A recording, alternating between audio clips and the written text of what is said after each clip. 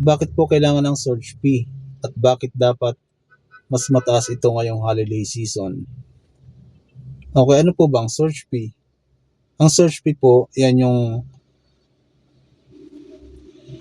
ekstrang bayad na idinadagdag dun sa pamasahe kapag rush hour. Siyempre, alam naman po natin, pagka rush hour, matindi po ang traffic. Kaya mas mahabang oras na ginugugol sa bawat booking at mas marami ang gas na nauubos kumpara sa hindi rush hour. Kaya pagka rush hour, may surge fee. Yun po yung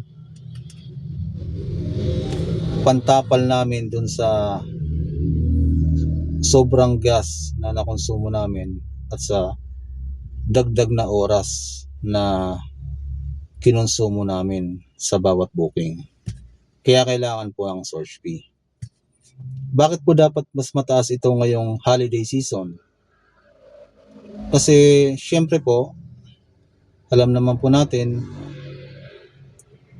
yung rush hour pag hindi holiday season at rush hour kapag holiday season, magkaiba po yan. Kung traffic po kapag rush hour na hindi holiday season, mas matindi po ang traffic kapag rush hour na holiday season. Kaya dapat mas mataas po ang surge fee kapag holiday season. Bakit po mas matindi ang traffic? Siyempre, alam na naman po natin pagka holiday season, maraming mga turista, maraming foreigner na nagpupunta dito sa atin, maraming galing ng ibang probinsya na pumupunta dito sa Metro Manila at mga kalapit na probinsya kung saan bumibiyahe kaming mga PNBS. Kaya mas maraming tao, mas maraming sasakyan na lumalabas, mas maraming sale sa mga mall. Resulta, mas matindi po ang traffic. Kaya iba po dapat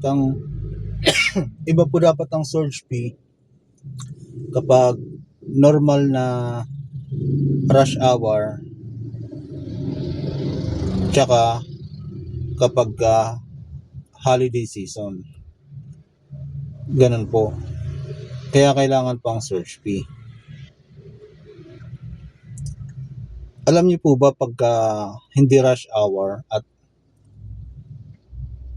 halimbawa may naging cause ng traffic, kaya pagka hindi rush hour, mababang pamasahe, walang surge fee. Minsan nalulugi po kami. Hindi lang wala kaming kinita, nagpaluwal pa kami sa gas. Totoo po yan, hindi yan kwento lang. Kasi halimbawa, sa ruta na to, wala dapat traffic. Kasi hindi pa naman rush hour. May hindi inaasahang pangyayari o may biglang halimbawa, may dumaan na may nagprosesyon, may dumaan na patay na nagpa-stop ng traffic, kaya naman merong aksidente na naharangan yung kalsada, as in totally walang makadaan, kailangan mo pang antayin para maalis yon para yung traffic umusad. Pagka mga ganun pangyayari po, nalulugi po kami. Yung mga time na hindi dapat traffic pero biglang may traffic na ang traffic ay katumbas na rin ng rush hour. Siyempre, matinding traffic, mababa ang pamasahe kasi walang surge fee.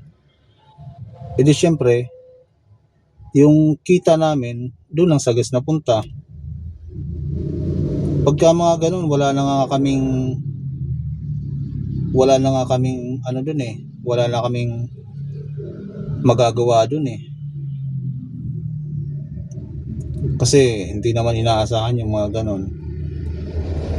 So dapat nga pagka ganun, nakakahingi kami ng extra eh.